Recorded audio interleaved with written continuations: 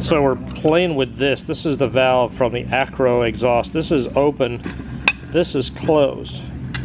So it comes to a stop there and the blade is pretty much in line.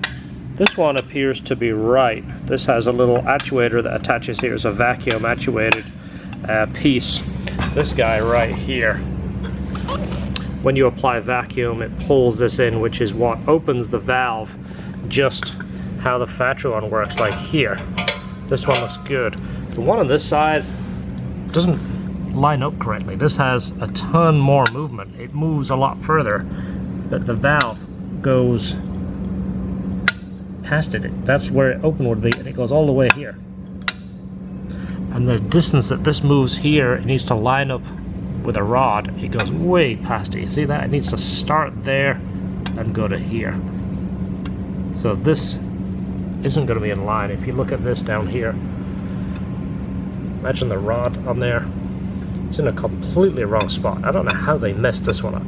I wonder if this is just something where we pull this off, sand the weld off that, and like try and flip it over and move it around until, because it might line up, just they might have, you know, put it on upside down or something. Yeah, it could be. Well, this tab here makes it line up and lock on the nut. That might be in a different spot. Maybe we can undo that and put it to a different position. Yeah. That'll probably do it. Alright, so this is one done. This one looks like it works properly. This would be closed. This is open, so when you apply the vacuum, it closes that and pulls that plate tight in there. So that one works. The other one, it appears that that plate was just installed in the wrong spot. It's got kind of like a tab there. You see where it locks in place. So it just goes to show you, even the high quality parts will sometimes give you an issue. And it's one of those little things that you just got to know and be prepared for and fix it as you go. And if you keep watching this series, you're going to see more little things going wrong. It's just part of the game. So I'm starting to port on this manifold, and the inlet runners here, there's like multiple steps. You see a lot of different shaping in there. It's a pretty complex manifold. You can only get so far down it. But a lot of this edge here, some are more raised than others. This one I just tried a few different products on to see what would actually cut it. You got to kind of play with it. You don't want to get it too hot because it burns. But this is one side that's 75% done. I've just been blending all those edges together. It's kind of hard to see with a flashlight here. I'm just kind of playing with it, blending it together, taking all the high spots off. I'm not taking a lot of material off, but still got to get a little bit further down there. Got a couple of different products I'm working with now, but it's getting to where it's smoothing out how I want it. Alright, so the exhaust, the way the factory one is on a C6 is they're kind of done in pairs. There is a pair, a gap, and a pair the way the mufflers are set.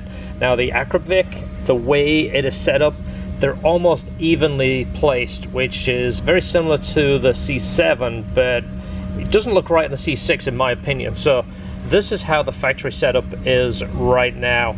We're modifying the exhaust so we can actually bring these closer together and make them almost touch. We're doing a slightly larger tip, like the C7, like we did on the ZR1, because I liked the look of that a lot.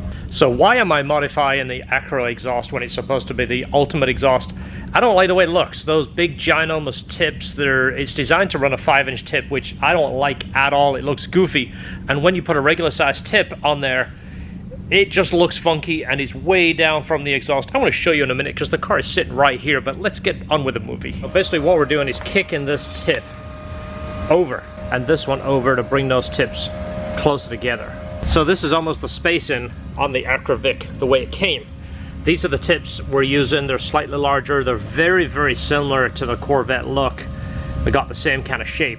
Well, what I wanted to do is basically like this, pair and pair, just like the C6 ZO6 comes from the factory. I just like that better. On the C7, they're all evenly spaced, but there is a square for them to fit in. It looks better. On the C6, there's this big gaping open hole, and when they're all spaced like this, they're all kind of floating. They don't look like they belong anywhere. So this is kind of the look we're going for. That's why we're modifying that exhaust. That's what I want it to look like. Just a little bit of room between them. This is the midsection of the Titanium X that we made earlier. It's actually a double X. It's an X here and an X here. This is the similar dimensions to the C7, but from here it's a different shape, and then from here it's a different shape. So we're going to actually make this to the car. Once the headers are where we need them and the axle back is where it needs to be, we can remake this, and this will kick over here. But this, obviously, it's titanium. It's a dual 3-inch. It's got the dual X. It's got to be finished, but it doesn't weigh anything. It'll weigh about 7 pounds when we're done, as opposed to 20 pounds. Take the chain off for this one. It's going to be a heavy box. Overnight? Overnight. How heavy is that one? 61. That's not what I marked it when I sent it up there, you remember? I accidentally put 35. Would you make it 35? 35, and it came back as 61. UPS are like, nice try.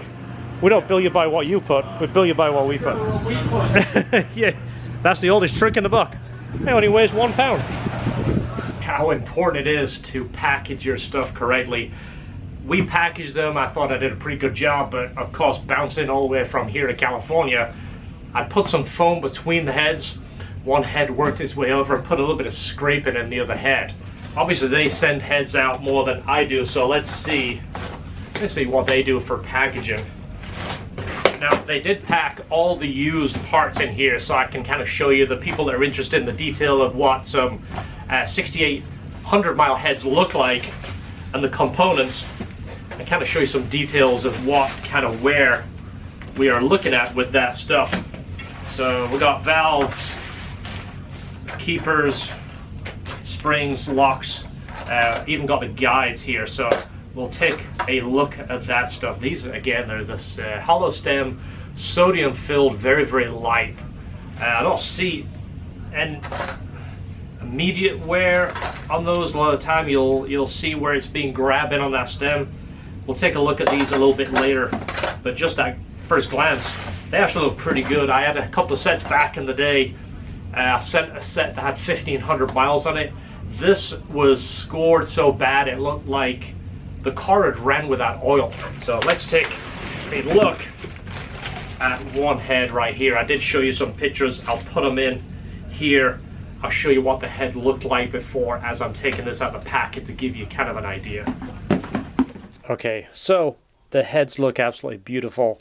They kept the titanium valves that came in my heads. They're a Del West valve that they send out and have tumble polished, and then I supplied the Ferrer stainless hollow stem valves that they use. They do have a couple of exhaust valve options. So the guides are pushed out, the heads are cleaned, inspected, and then of course they do their full CNC, and it's a CNC on the intake and the exhaust port. It's absolutely perfect. So new guides are installed. They're the bronze guides. Each one of them is installed, and they set the height, of course. Make sure the guide is exactly where it needs to be. And then, of course, the stage 3 valve job. They do have some info on their site. They have the full data sheet here. Kind of shows you what the heads flow compared to stock. And of course, by doing them on a CNC machine, the heads are exactly the same time and time again. It's much more accurate than doing a hand port, because each head comes out slightly different, but when it's digitized and CNC cut, it's absolutely perfect. And look at that, these heads were gorgeous. They're ready to install.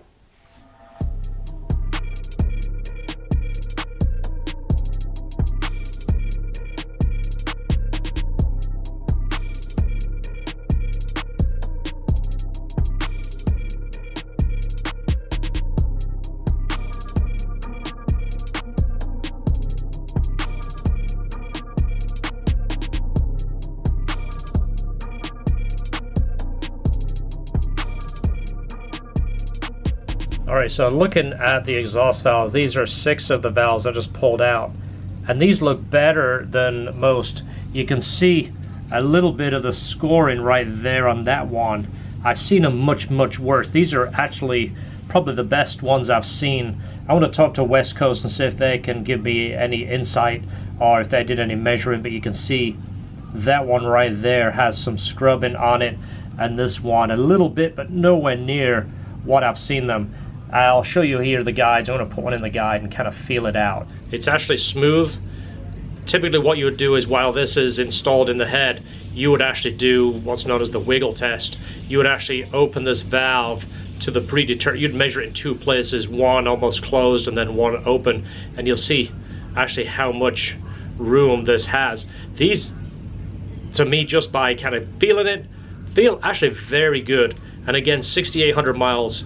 One of my first Z06s I sent out to West Coast at 1,500 miles on it, and I tested a valve before I sent it. And this, I mean, we wasn't measuring it in thousands. We was measuring it, I mean, it was like 1/8 of an inch. The head would move and the stem was scored badly. So I figured I would share this information with you too. It's not like, this is a price breakdown, what we're looking at to do this. So the port-in was $775. Tumble polishing the Del West valves $150, the guides $150.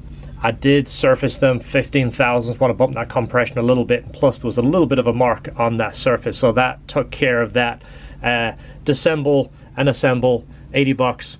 Bronze guides for the actual parts were 126, and the spring kit I went with was the Brian Tooley dual springs and titanium retainers, so $299 for that. They actually give me a very good price for that.